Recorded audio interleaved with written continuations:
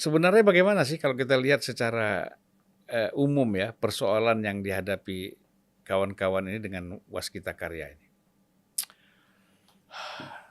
Waktu saya awal-awalnya mulai ikutan proyek, khususnya menjadi subkonnya BUMN ini ya, BUMN yang karya-karya ini, memang sudah banyak yang warning.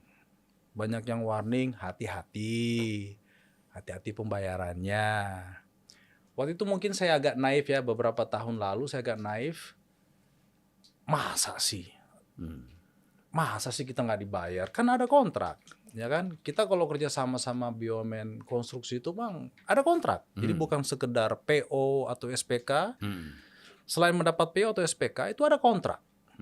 Nah, kontrak itu tebal itu bang. Tebal. Berpuluhan halaman.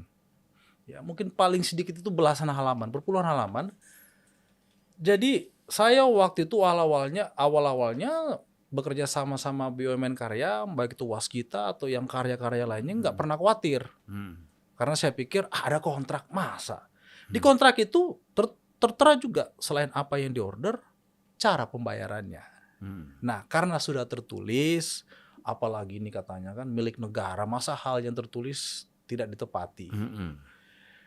Makin kesini ya kita rasakan ya waktu itu awal-awalnya enak-enak aja, telat mungkin 2 minggu, telat mungkin sebulan, ya kan, tapi cair.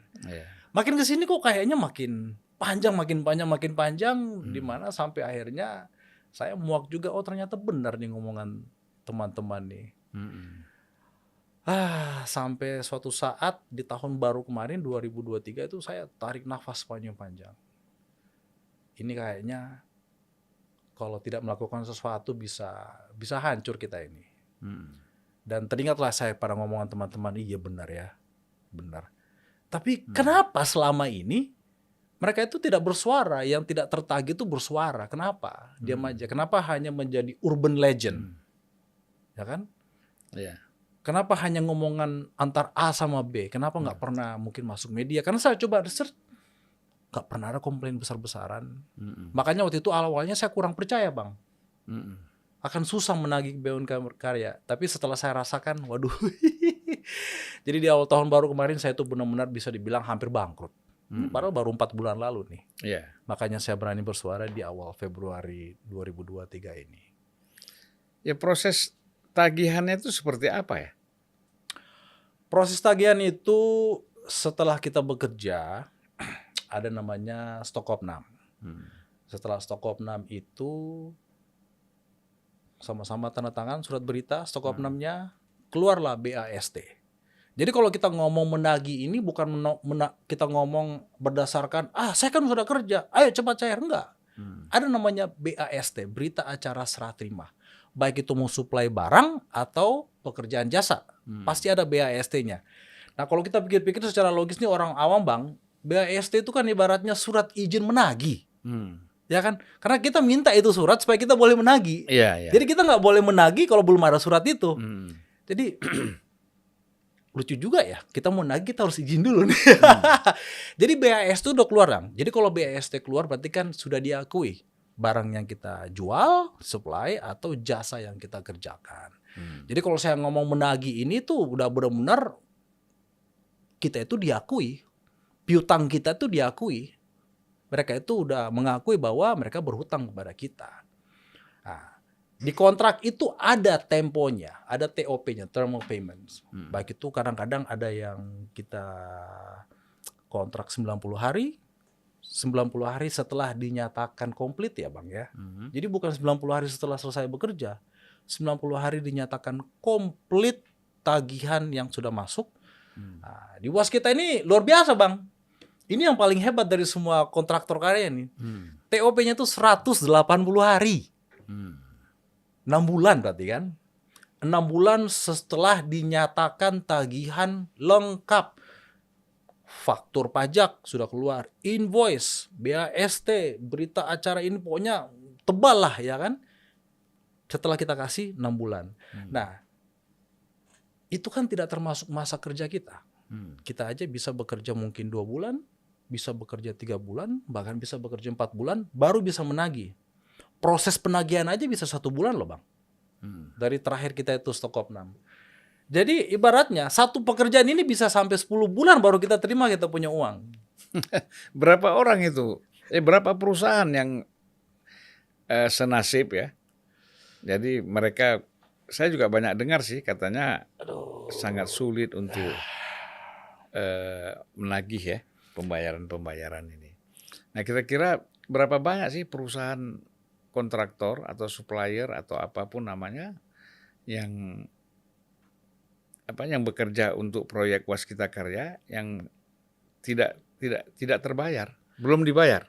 Setelah saya mulai berani bersuara, ya kan, dari Februari, jadi antara Februari sampai April ini 2 bulan terakhir itu, saya membuka channel, semacam forum. Hey, kamu kalau ada tagihan yang di Waskita ini kalau lebih dari 1 tahun, kirim datanya.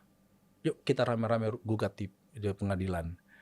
Nah, forum ini saya buka lah, saya gunakan saya punya platform untuk menyuarakan keresahan vendor-vendor ini. Jadi data yang sudah masuk aja Bang udah ratusan.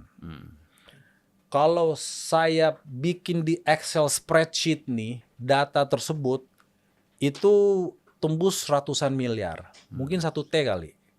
Jadi ada yang sudah 2 tahun belum dibayar, ada yang sudah 3 tahun belum dibayar.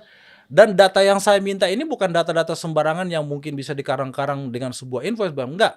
Saya akan menganggap kamu itu benar, bukan hoax, kalau sudah termasuk fotokopi faktur pajak. Kita kalau sudah ada lampiran fotokopi faktur pajak itu ibaratnya sudah hampir susah lah ya dipalsuin ya Bang ya. Kalau invoice kan siapa aja bisa bikin Bang. Ya kan? Invoice, kwitansi, ya kan? Tapi kalau sudah faktur pajak kan itu udah print out-nya pakai QR code segala lengkap. Bikin tarik nafas Bang kalau kita baca. Ada dari antara berapa tadi? Ratusan vendor. Yes. Kemudian sudah ada juga yang belum dibayar selama 2 tahun ya? Ada yang sampai 3 tahun Bang. 3 tahun ya? Yes. Ada yang sudah bangkrut, perusahaan sudah tutup, masih berharap untuk menagih. Ya bagaimana mereka tuh nggak bisa hidup dong kalau nggak dibayar begitu? Jadi kita bisa lihat hasilnya lah. Kita punya infrastruktur di Indonesia ini. Bagaimana beberapa tahun terakhir infrastruktur kita itu bisa dibilang kacau balau, rusak, jelek. Ya gimana mau dapat vendor atau kontraktor yang bagus kalau secara pelan-pelan dimatikan Bang. Gimana cara matikannya? Ya itu nggak usah dibayar tagihannya. Dan mereka ini rata-rata mungkin yang sudah berumur ya. Terus saya nggak bilang 40 berumur ya, tapi ya gitulah ya, 40, 50, 60 para owner-owner ini yang mungkin menganggap, aduh saya kalau bersuara takut. Jadi kebanyakan itu takut juga Bang. Jadi mereka ke saya itu karena dilihat saya berani, kemarin juga saya berani bersuara dengan teman-teman yang dari Istaka Karya yang baru juga dibangkrutkan oleh Presiden, ya kan setelah 5 tahun mereka homoligasi, itu lumayan 1,1 T dari 600 sekian vendor itu Istaka Karya juga. Jadi ini bukan problemanya itu bukan di Waskita aja. Semua karya-karya. Karya-karyanya bermasalah Bang, bermasalah. Nah terus bagaimana? Misalnya seperti tadi kan Istaka Karya, mereka dipilotkan, ya, ditutup, kemudian sementara masih ada terutang 1,5 triliun, proses hukum tidak berjalan. Ya, kalau Presiden sudah bilang tutup, bagaimana Bang? Ya tapi kan yang namanya hutang kan tetap hutang, harusnya dibayar. Seharusnya. Nah bahkan mereka ini kasihannya itu posisinya mereka itu hutangnya itu dikonversi di saham C dengan saham C beberapa tahun lalu. Jadi gini loh, ini bukan terjadi di Waskita, Istaka, kayak baru minggu ini saya terima sebuah email. Sebuah email dari seorang vendor yang sudah dijadwalkan karena hasil damainya di PKPU bahwa hutangnya itu akan dikonversi menjadi saham. Lah, kalau dikonversi menjadi saham kan nggak dapat duit Bang. Yang dapat adalah saham. Terus waktu dia japri sama saya, ngapain kamu terima saham? uang juga perusahaannya beberapa tahun terakhir tidak bagi-bagi dividen, terus saham kamu nilainya apa? Untuk apa? Kita ini sebagai pengusaha, vendor-vendor subkon nih ya Bang ya, kebanyakan kan itu UKM, kecil-kecil. Ibaratnya dapat kontrak 500 juta itu udah sangat bersyukur lah ya.